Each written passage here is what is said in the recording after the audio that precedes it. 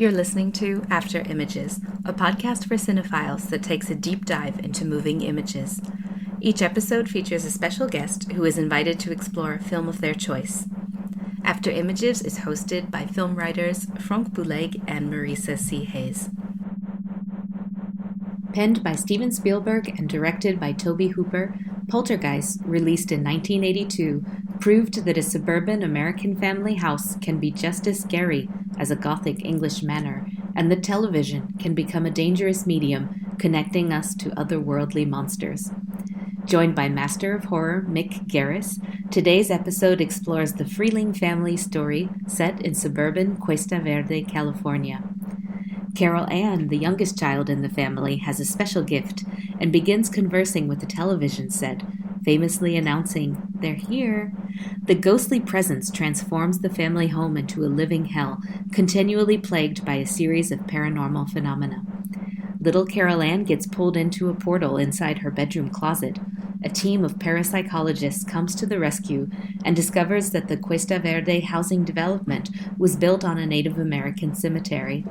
Covering a wide variety of themes, from the genocide of the indigenous population to the omnipresence of television in contemporary households, Poltergeist was the starting point for a successful franchise and left a lasting mark on popular culture that continues to inspire new fans today.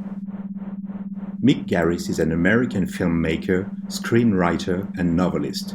He is best known for his work in the horror film genre, as well as making Stephen King adaptations. Garris is the creator of the Showtime series Masters of Horror and the NBC series Fear Itself.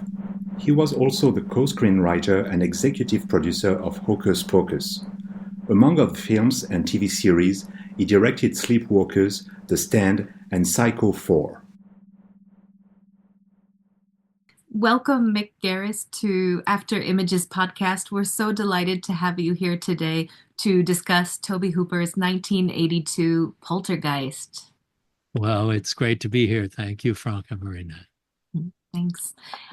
So we always like to begin with the question, what does Poltergeist mean to you?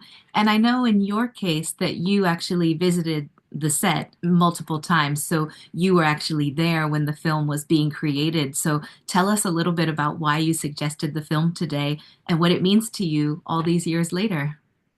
Well, it was a groundbreaking movie. It was a ghost story that it harkens back to older films like The Haunting and the like, but it sets it in a suburban neighborhood that most of us can associate with more than a crumbling old mansion or something.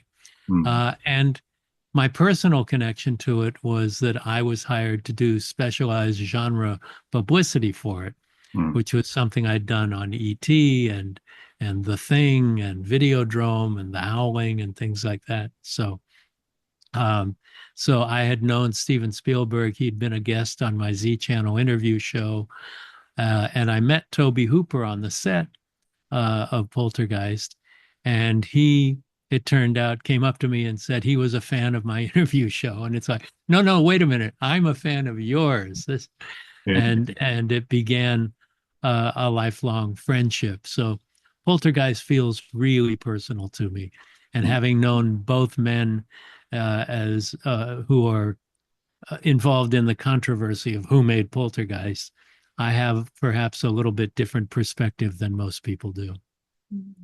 Shall we jump directly into the controversy? Because before we talk about the film itself, can you tell us about your vision of how it went between Steven Spielberg and Tobe Hooper? Sure. A really great comparison is the great producer from the 1940s who did RKO movies, Val Lewton. His personal stamp was on all of his films, regardless of working with really good directors like Robert Wise and Jacques Tourneur, people like that. So here's Tobe Hooper doing his first major studio picture, hired by Steven Spielberg. Steven Spielberg, the most successful director in Hollywood history at that time, and maybe still. He brought in Tobe Hooper. Tobe Hooper was there every day on set calling action and cut. Spielberg was on set many of the days, if not most of the days, and would make suggestions. And I saw him get on the camera dolly and say, let's move in here, do a 2-shot. And Tobe would agree to it. So my perspective is I watched Tobe in pre-production give lots of himself, put a lot of himself into the movie. In production, be on the set, always calling action, always calling cut, and watching Steven Spielberg collaborate with him. So in my interpretation, and I was there several times, Tobe Hooper was the director working with a very strong producer who also happened to be a director. So naturally, he was going to give his input. And Tobe didn't always take his input, but he usually did. It's just like if I'm directing a Stephen King project, of which I've done many, and Stephen King is on the set and has an idea, I'd be a fool not to listen to it. Now, in my case, Stephen King has never told me how I should direct a scene, but Spielberg would make those contributions. And remember as well that Spielberg wrote the shooting draft of the script. So it was a very personal project for him, but I see it as a film by Tobe Hooper with a very strong, influential producer. Thank you. And that reminds us of the extent to which film is such a collaborative art form anyway, which I think people tend to forget about when they're writing about films in the media, just how essential that is. Well, and people forget it starts with a script. And a director guides a screenplay and helps the actors and the key crew people do their best work in interpreting that script. So it's not always the vision of a director 100%. A director can influence the shape of a film, but in a lot of cases, particularly when a director is hired to do a project that already exists, as in the case of Poltergeist, that director can do as much as he can to influence the personality of the film. But in reality, there's also a director of photography. There are also actors. There's also a production designer. There are creature effects designers. All of these people have creative input that helps to shape what the film is going to be. And talking about the importance of the script, I read that Steven Spielberg wanted Stephen King to collaborate and co-write the script with him, but that he wasn't available at the time.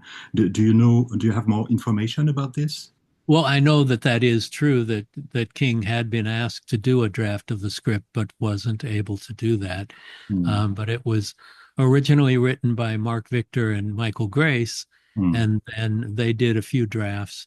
And then Spielberg came in and said, I love this. Let me do my draft of it.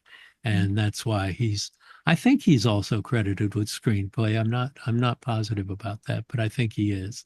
And so you can definitely feel his touch. So as a producer and as well as a writer, he definitely had an influence over the shape of the film. Well, let's hop right into the film itself, thinking about things like special effects, filmmaking, the script, this transposition of a great ghost story to the modern 1980s suburb development. What is it about the film that you love? Is it the kind of synthesis of all those elements, including the great sound design, or are there particular things you can pick out and tell us about that you love?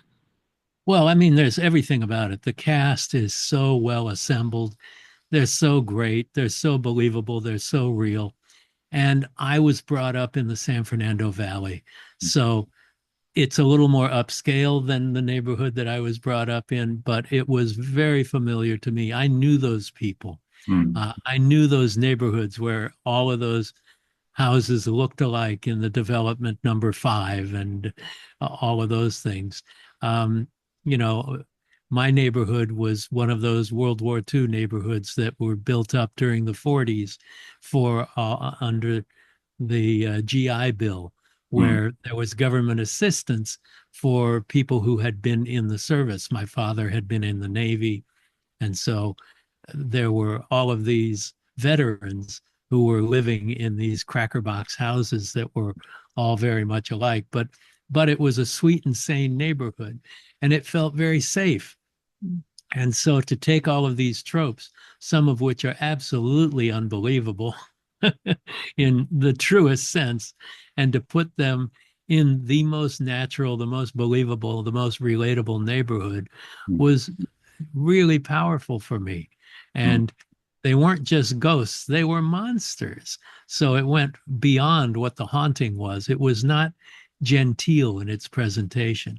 You thought it was at first, and Spielberg was the king of doing family movies like E.T., which came out, well, let's see, I think E.T. was 2 weeks before Poltergeist or vice versa. I forget. One was June 4th and one was June 11th. So there was a week apart. But I loved monsters, and I never thought it was going to go that far. And it just goes so over the top with the swimming pool scene and the cadavers and the coffins and everything coming out of somebody's backyard swimming pool. And if you had a swimming pool in the valley in Southern California, you were doing better than most people. Well, not anymore. But it's very interesting that there is this layer of normalcy that you see in that housing development. But underneath, there are all those demons, all this past that is repressed, all this hunting that is coming from the past of the nation that is not dead. And that is also something that is very close to Stephen King. I think of Pet Sematary here with the same idea of a native burial ground being underneath the colonization of the Europeans. I think we find this too in Poltergeist, don't we? Yeah, there's a lot of national guilt in this, and especially the developers of the project, of the housing project, because they knew they were building on ancient burial grounds, and they just didn't give a damn. And they were displacing bodies or just ignoring it and building foundations right over these burial grounds. But it is very much a Stephen King movie not written by Stephen King. I don't think anybody was setting out to copy Stephen King, but certainly his influence is felt here in the best possible way. And Poltergeist is one of those movies that you can watch over and over and over again. If you happen to be spinning through the channels on your TV and it comes up, no matter where it starts, I will watch it until it ends. You know, oh, Poltergeist is on. Let's see this, and I never get sick of it. But you know, the American guilt, that was a hangover from the 70s with Vietnam. You know, which was had a huge impression, especially on creative people at the time, and the creative people who had the sensitivity to feel the guilt for our involvement in a war that never should have involved us. And so it's 1982. There's a little bit of a carryover from those feelings of the 70s that guided filmmakers like George Romero and like Tobe Hooper, whose Texas Chainsaw Massacre is a revolt against the Vietnam War. Yeah, yeah.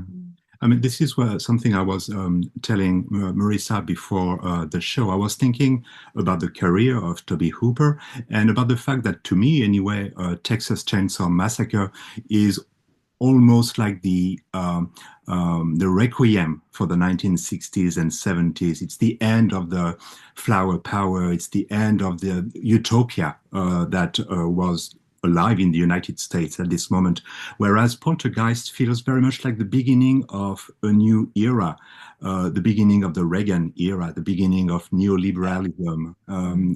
Do you agree with this? Do you think that there might be something about that? Yeah, I think so. And what makes it even more interesting is that Tobe Hooper was a rebel of the 70s. And Spielberg was not so much a rebel.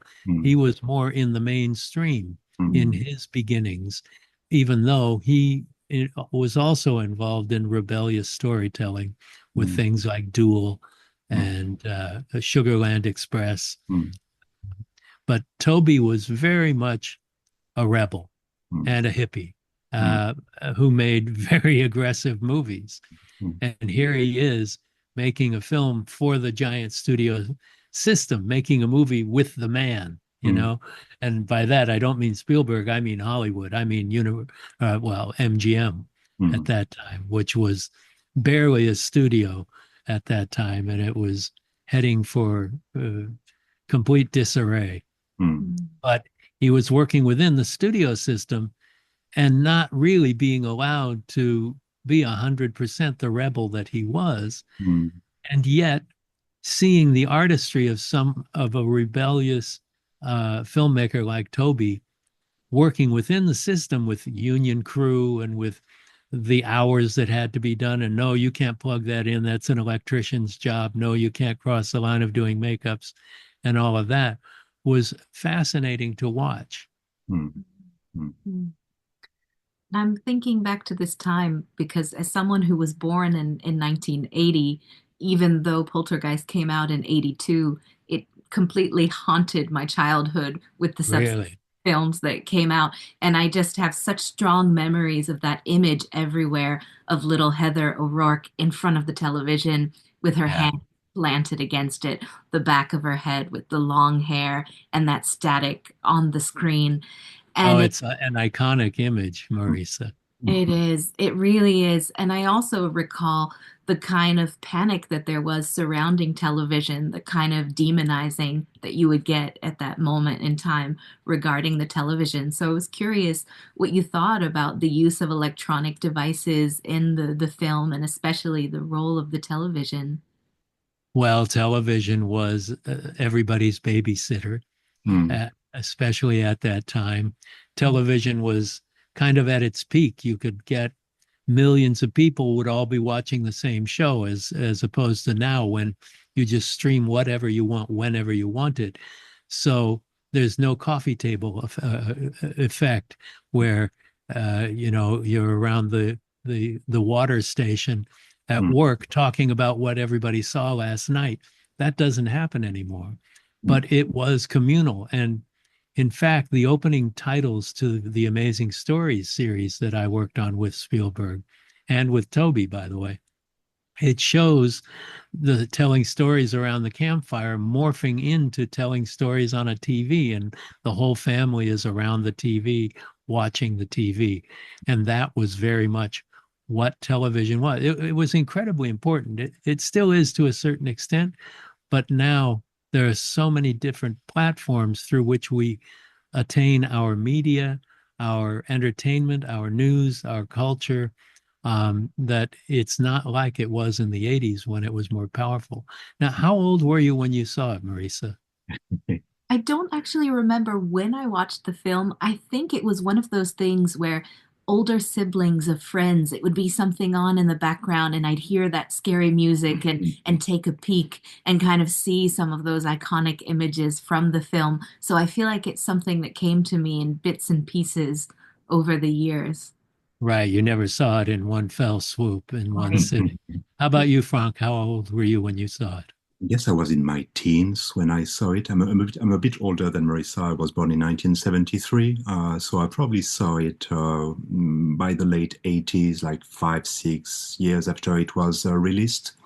So Uh, that's a good time to see it in your teens. Yeah. Yes, yeah, it was a perfect moment, and but yes, I mean, I totally agree with her. I mean, it has become so iconic, the image of Carol Ann with her hands on the TV screen, and that really haunted, I think, the 1980s and the 1990s as a very, very powerful image.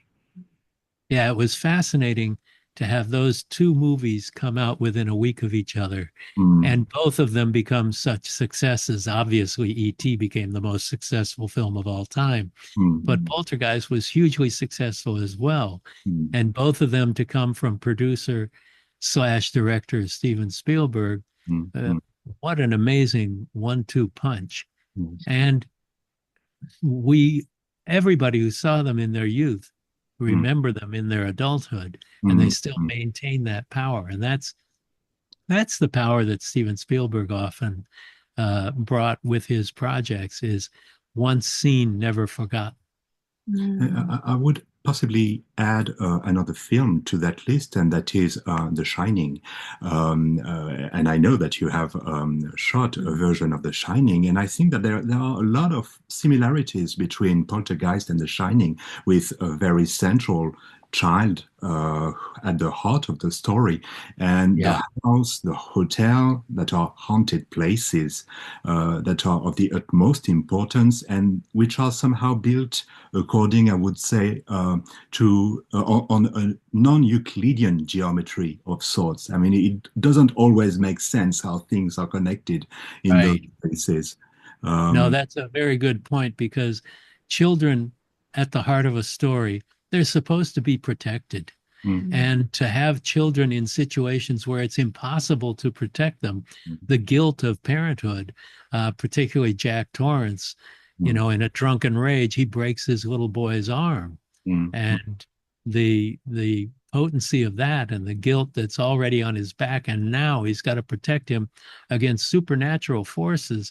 And it's the same thing with Craig T. Nelson in Poltergeist. The the necessity, the requirement of parenthood is that you take care of your children because they can't take care of themselves.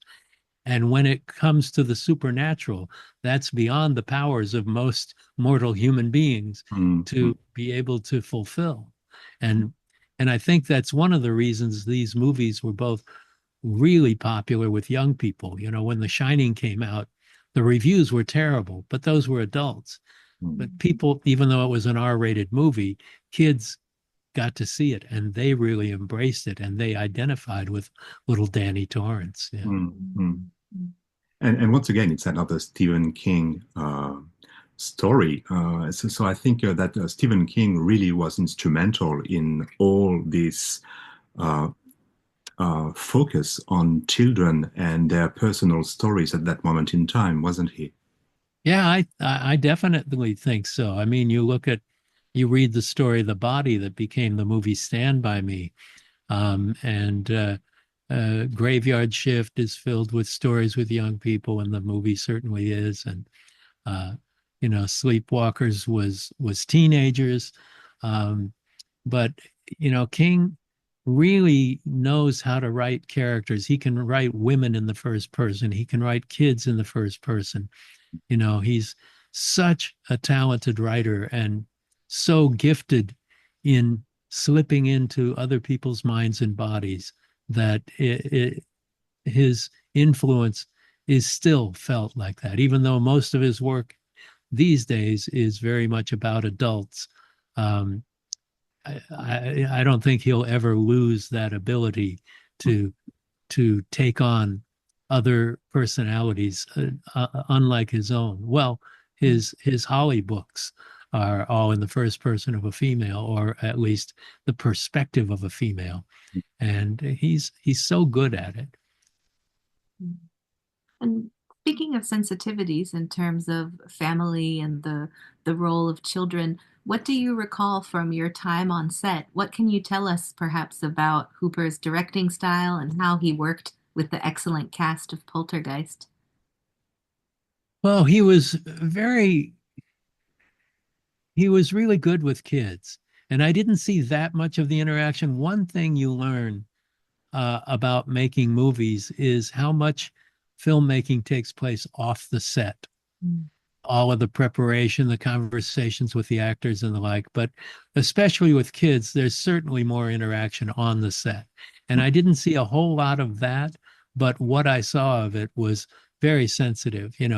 He was he was really good with kids. He didn't. Well, he has a son, Tony, um, who he brought up, but so he certainly can identify with the childhood thought processes.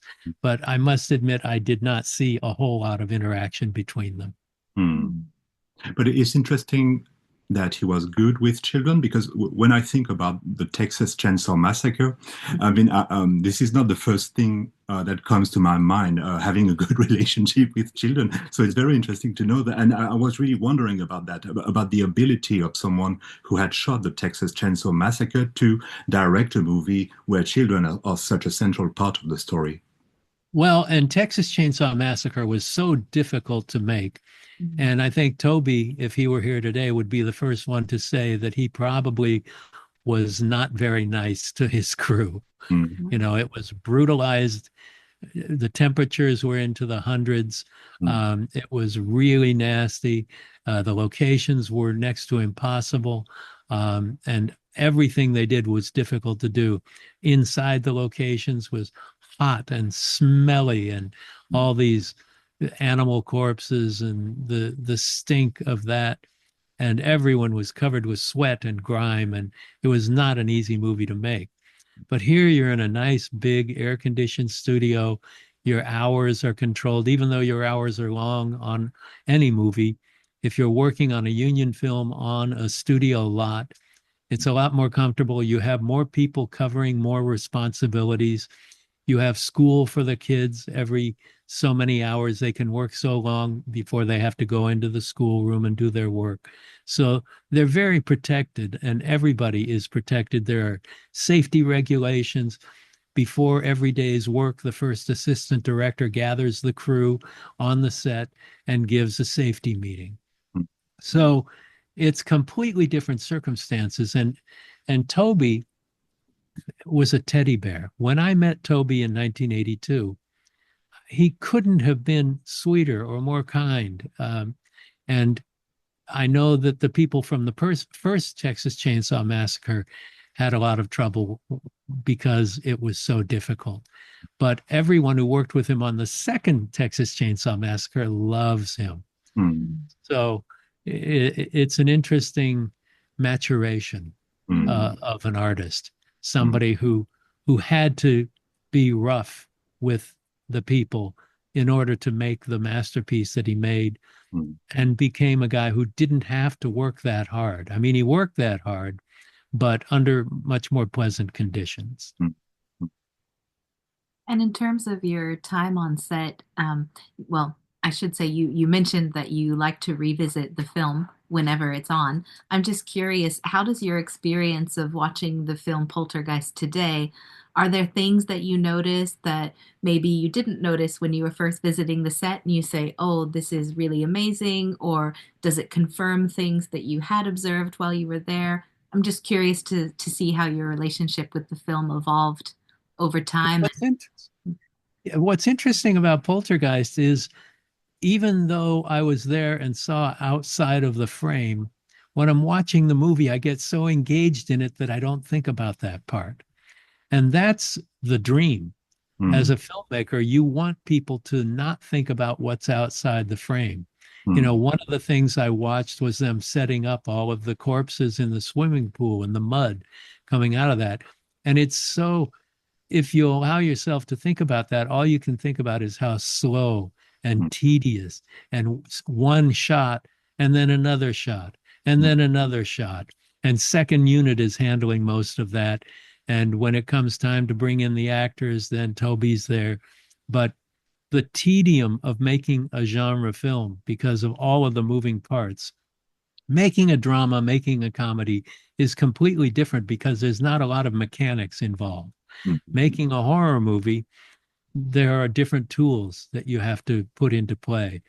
Plus, this had a lot of effects, visual effects as well as practical effects, mm, long before there were computer generated effects. mm, And so when I watch the movie, it's so beautifully crafted that I don't think about how it was made, even though I happen to be there.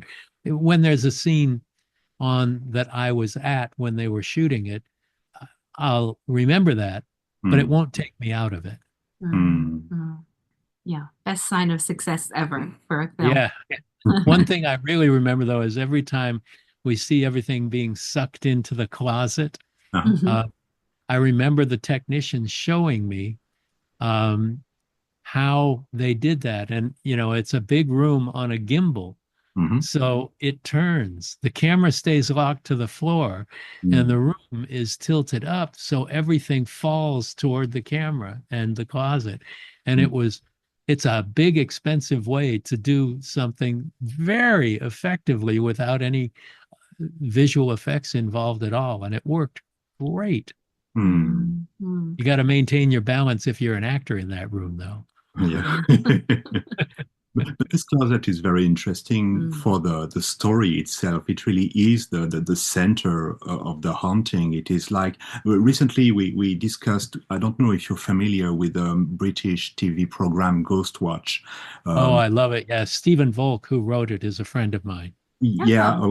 we've had him several times on the podcast. He's also a regular of this podcast, and we were discussing the fact that under the staircase there is that place which is something akin to the closet in Poltergeist, which is also the center of the haunting, something like a black hole that is sucking everything inside itself. Um, Yeah, uh, exactly. do you have any thoughts about the closet, about its role in the story, about how it relates to the little girl and to the family? Well, I'm not sure what the intent is because in Poltergeist, more so than in Ghost Watch, it kind of gives up the story just to make some scary scenes, whether they make sense or not. Mm. And, there are some things in Poltergeist where you go, I don't know if this is actually logical or, what are these monsters with the giant legs and all that? I'm not sure what that is. So I think there are times when it lets go of the storytelling logic just to create something that's visceral and scary. Mm. And if it works, it works, and Mm. it does. Mm. You are definitely willing to suspend your disbelief Mm. because it's such a captivating movie. Yeah. Mm. Mm. Yeah.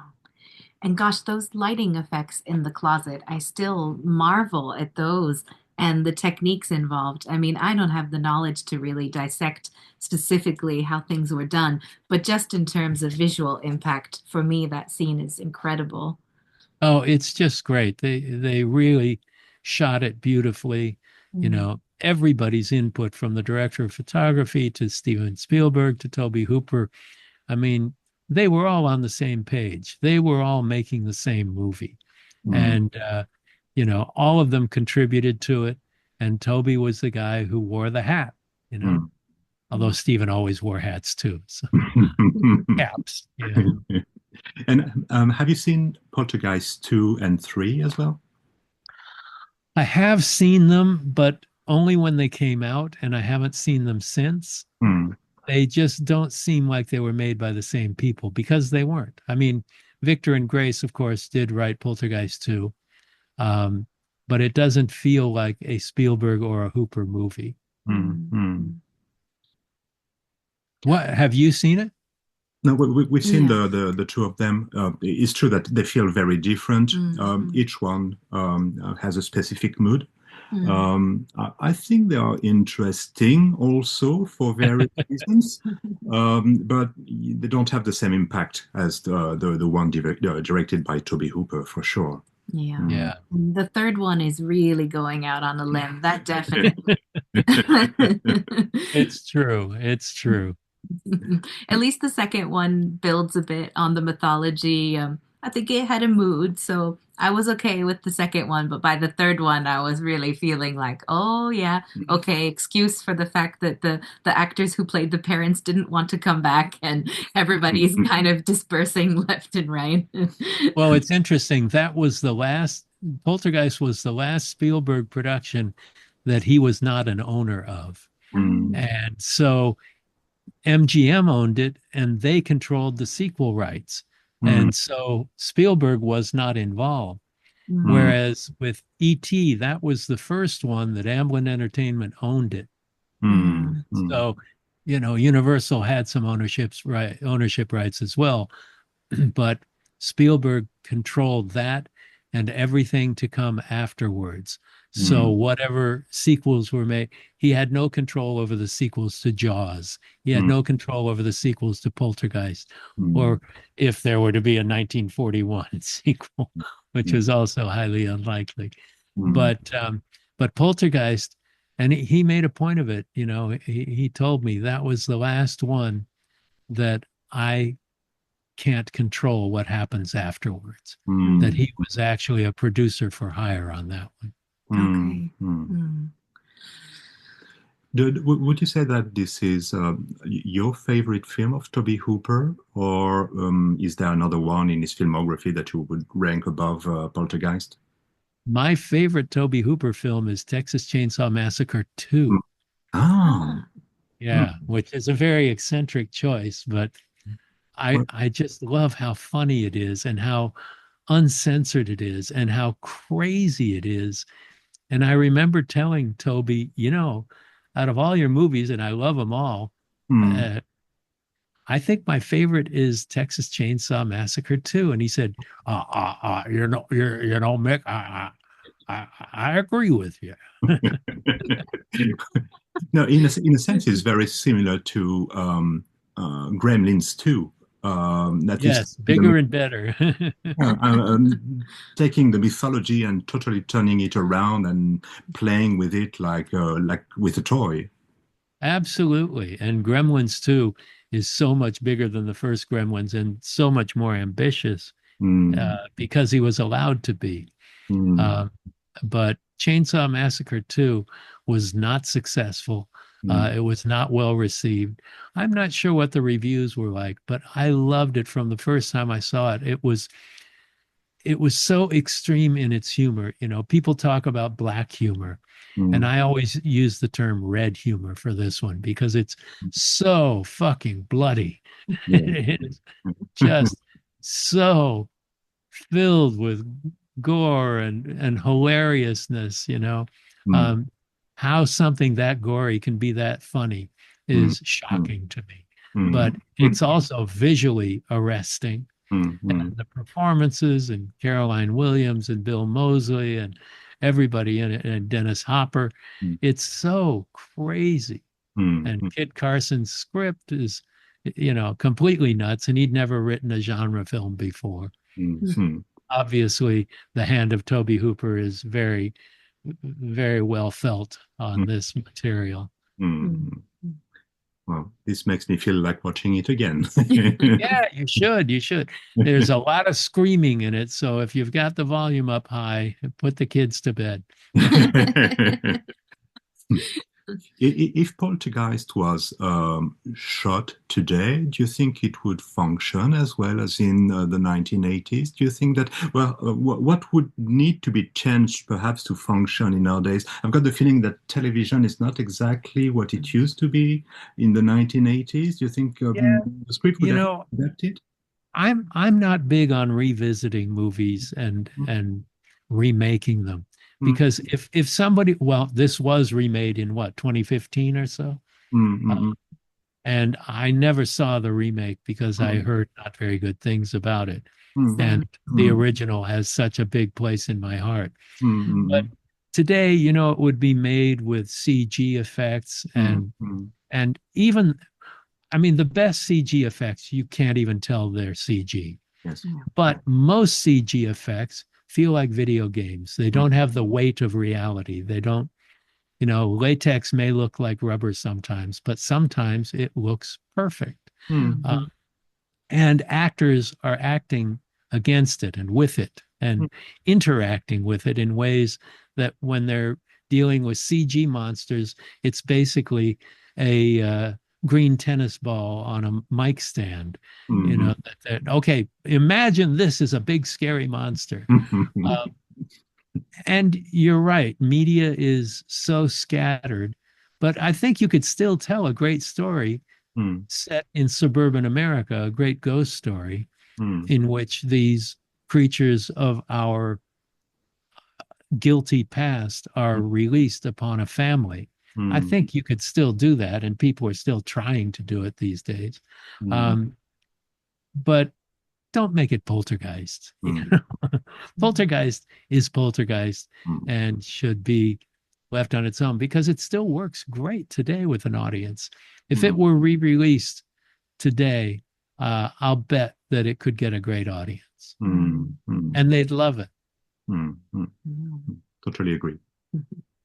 What do you think about the relationship between stories of true hauntings or horrific events and those kind of inspiring certain film adaptations? I'm especially thinking about the 1980s because I remember it as a time when I was living in the US that there were so many kind of expose style programs on television of like hauntings and unsolved mysteries, and those were really intriguing as a kid, but they were pretty questionable in terms of how truthful those might or might not be. And I'm just wondering what you think about that transposition to adapting stories like that for the screen. All those shows seem to be kind of tawdry and exploitive, and I didn't believe them very much.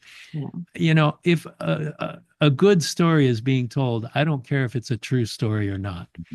If it is, like the Amityville Horror is supposedly based on a true story, I don't know. I don't know about Geordie the pig and all the flies and all of that stuff. I'm not so sure that it worked the way that it works in the movie or movies. There've been like 8 of them, I think. But if a story is well told and with engaging characters that I identify with, and it takes me places I don't expect to go, I'm with it. I don't care if it's a true story or a non-true story, because even if it says it's a true story, it probably isn't. Which goes along with what you were saying about CGIs. I mean, it is the artificiality of storytelling that is really important, and you don't really need these to be necessarily close to reality to function or not. It's the ability to be a good storyteller that matters. Right, right. And, CG has gotten to the point where it's an excellent tool that can allow you to do things that you couldn't do before. I mean, you can make a big practical monster, but you can have it blink its eyes in a realistic way, or have the pupils dilate, or have the mouth salivate in ways that you couldn't do before practically. So the marriage of practical effects and computer generated effects is a beautiful one. And, I've used CGI early on. One of the first CG movies was Sleepwalkers. And there are ways that it was cumbersome and maybe doesn't look as good as 30 years later the technique looks now. But it can allow you to do things you couldn't do before. And there are CG movies or effects in movies that are done CG that you cannot tell are CG. And it's just another tool in the filmmaker's toolbox. And it's an important one. A lot of people say, CG, I hate it. Well, if it's used right, you don't hate it because you don't even know that's what you're seeing. That's right. Oh. This is a side tangent, but we recently rewatched Sleepwalkers, which is such a great film. And I had a realization while watching the film that I think Buffy the Vampire Slayer copied a bit of those effects for the transformations. Do you know anything about that? Maybe they did, but I've never seen Buffy the Vampire Slayer. So if so, I'm very humbled and complimented by it. Yes, yes. No, I think there was definitely a source of inspiration there in terms of the transformation with the humans to vampires when they shift. Excellent. Now I'll have to watch. Are you currently working on something? Yeah, I've got a few things going. I have a spec script that is going around town now, a feature script, and I've also written a pilot based on a Stephen King story that we've just set up at a network, and we'll see. I mean, right now it's in the business people's hands. So if it gets made, you'll hear about it. If it doesn't get made, you won't. But it'll be great to do work with Stephen King again if that works out. Because there's nobody more fun to work with than Stephen King. And you are such an icon of horror. You have given so much to the genre. But I'm just trying to think back to 1982, you working as a publicist. What would you say being involved on the set of Poltergeist, what did that give to you as a young professional, and how did it shape any aspect of your trajectory to come? Well, it gave me a window I would never have had otherwise. I worked on a lot of movies and did making of documentaries that allowed me to see behind the curtain of mm, The Wizard of Oz, and see the nuts and bolts, see how long and tedious the work is to do something that flies by in an hour and a half when you're watching it.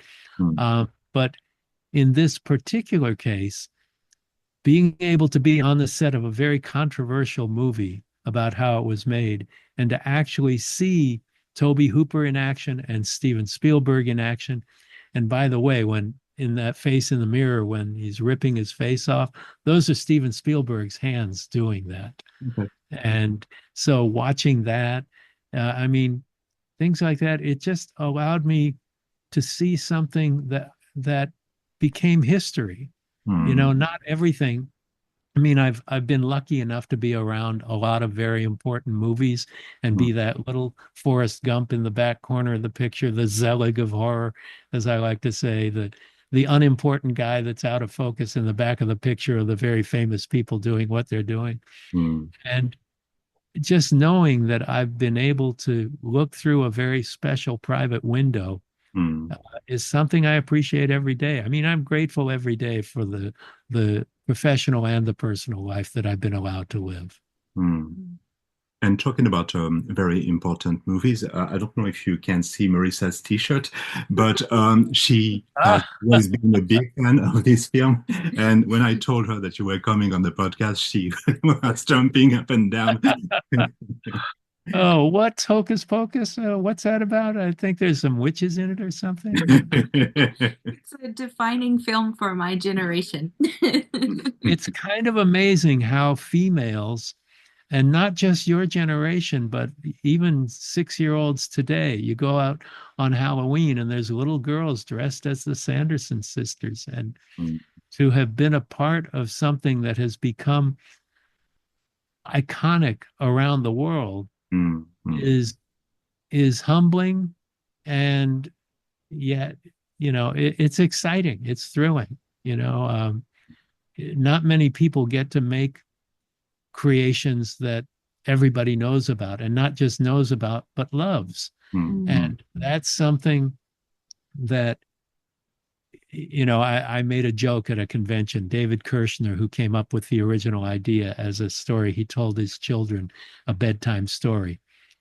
He was the producer of Hocus Pocus, and so I was the first writer of 12 writers on the project. And we were at a convention, and there was a crowd of 1,500 people in the audience. And backstage, I had told David a joke. I said, now, I'm very happily married, but for the joke's purpose, I said, if I could get lucky tonight if I wore a T-shirt saying I wrote Hocus Pocus. And so we're in front of this crowd of 1,500 people. And David said, Mick, tell them what you told me earlier. And I said, no, don't make. And I ended up having to tell it to 1,500 people who all cheered, because I think they were 90% female. So. I can believe it. But this is not the only, by far, defining moment in cultural history to which you've contributed. I mean, you also were at the root of Masters of Horror. Can you tell us a little bit about Masters of Horror? Yeah, it started out, a lot of the people who direct horror films meet each other at film festivals, at Directors Guild meetings, things like that, which was the case. And often we would say, we ought to put together a dinner one of these days. And so that went on for a couple of years. And it was like, nobody's going to do this, these lazy fucking directors. So I thought, I'm going to do it. And I spent a week putting together a dozen people. It was Wes Craven and Tobe Hooper and John Landis and Guillermo del Toro and John Carpenter and Tobe Hooper. There were a dozen of us, Bill Malone. And at that dinner, everybody had such a great time that the next one took an hour for me to organize. And so at those dinners, one of the many things we would talk about was being in control of our own destinies. You know, Tobe and Carpenter and most of them had been abused by the studio system and even the independent world. And wouldn't it be great to be able to do things on our own? And so I came up with the concept of here's an hour-long weekly series, little movies, hour-long movies made by the greatest people in the genre.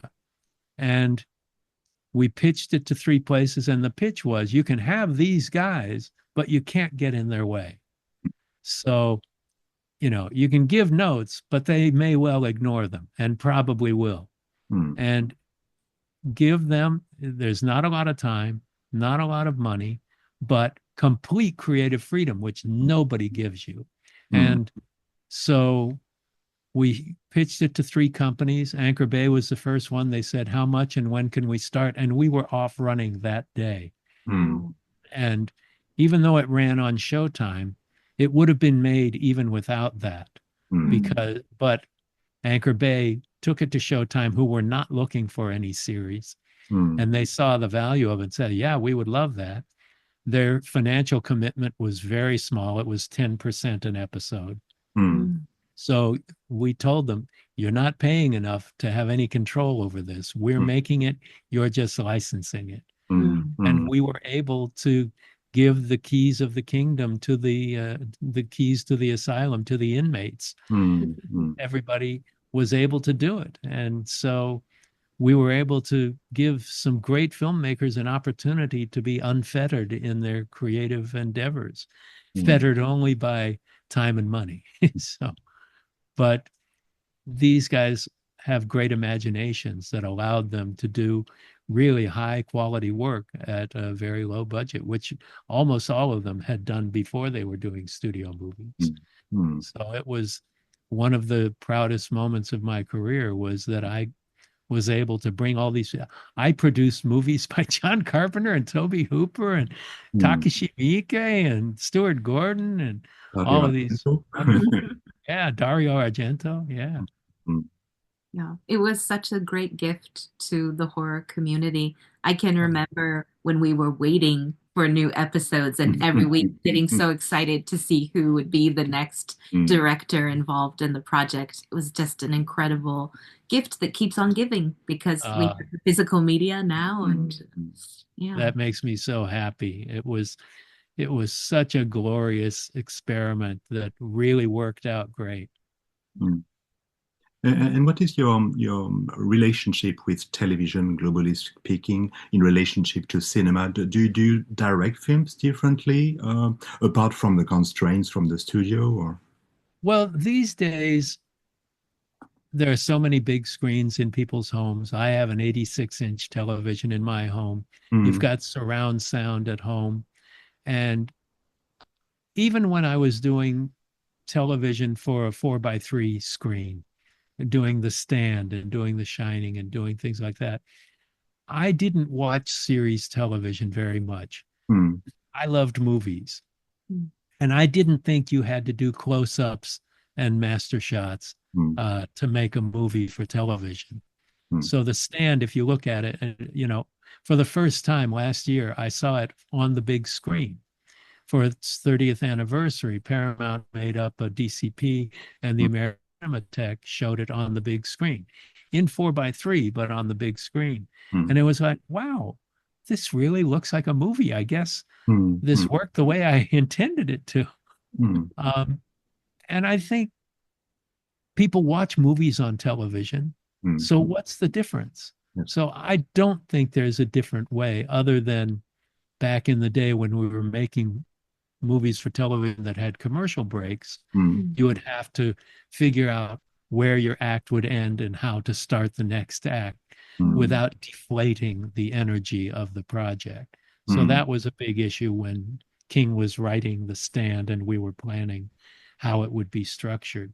But I think the filmmaking process is the filmmaking process, and there need not be any difference between making television and making movies. And now people watch them all on their phones anyway. So.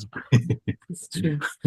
But what is it that David Lynch once advised? He said, "Get off your fucking phone. Don't watch the film on your phone." Yeah, good for him.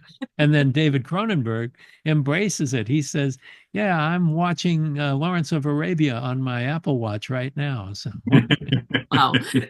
Different approaches. exactly, different strokes for different folks. Well, maybe to just come back to Poltergeist briefly, could you let us know why you think it has had such a lasting legacy? Why are people still watching and talking about Poltergeist today? Because it's scary, because everything about it works, because it still feels contemporary, even though there are no cell phones or computers, and because it's set in a universally recognizable neighborhood. I think these are people, they're blue collar people who are confronted in their homes with something terrifying. And I think that is universal. And I think it's something that will always last. I mean, here it is 42 years later, and we're talking about it on a podcast, a medium that did not exist 42 years ago. So that speaks to the power of the movie. I think it's very interesting what you're saying about the fact that they are threatened in their home, because I mean there have been a lot of films that are about the danger coming from outside, but here the danger is inside the house itself. There's no safe place to run to. It's a terror from within. Your home is supposed to be your safe place, and it's not. It turns out to be the place you have to leave and stay in a motel, you know? Great. And we usually like to end by asking our guests, is there something we should have asked or something you wish we would have asked you about the film that you've chosen? Is there anything you'd like to add about Poltergeist? No, just one thing I would like to say is that it's great to have the opportunity to defend Tobe, because so many people want to give all the credit. You know, Spielberg deserves a lot of credit on this movie, but so does Tobe Hooper. And Tobe Hooper was the director, and Steven Spielberg was the very influential writer-producer. And I think they need to be given equal credit. And Tobe did the job that a studio director in the 1940s or the 1950s would have been assigned and would have done. And he did it great, and he brought a lot of ideas and imagination into it. There's a lot of Tobe Hooper in this movie, as much as there is Steven Spielberg. And I just always love the opportunity to be able to share that. Because I loved Tobe. He was a really good friend, and his passing hit us all hard, but it really broke my heart. Thank you so much for sharing that, Mick Garris, and thank you for honoring his legacy today with us. It's been such a pleasure discussing Poltergeist. Thank you, Frank and Marisa. Thank you so much.